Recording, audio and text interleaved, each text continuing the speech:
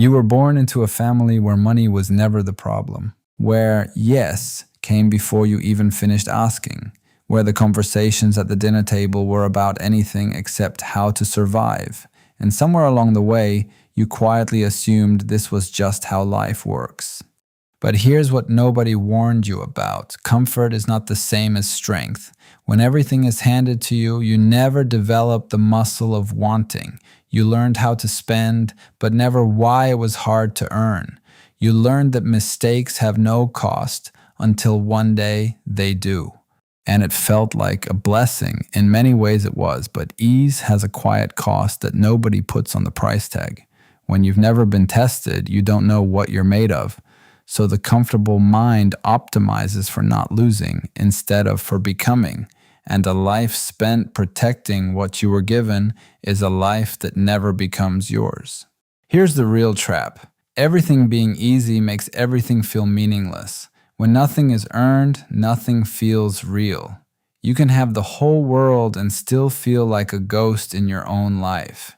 And this is where you face a choice most rich kids never actually make. You can spend your whole life coasting on what you were given, and it'll be comfortable. But comfortable isn't the same as alive. Or you can treat the head start as a tool, not a finish line. This isn't guilt. It's about whether your life will mean anything beyond the bank account. So what do you actually do?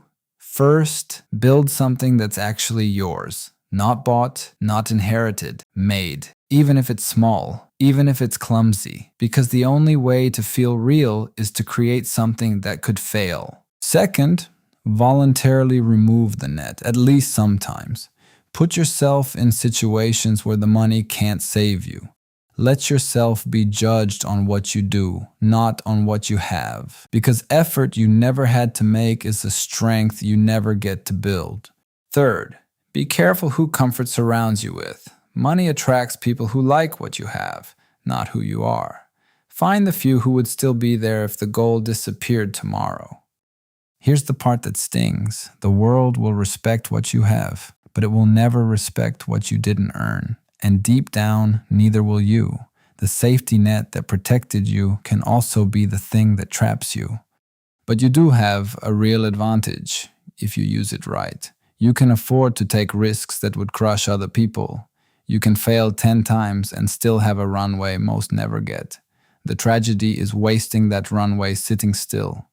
So this is the honest question. Will you spend your life consuming what others built before you? Or will you spend it building something that's unmistakably your own? You didn't choose where you started. But comfort was never the goal. Becoming someone was. Stop coasting on the head start and start earning your own life.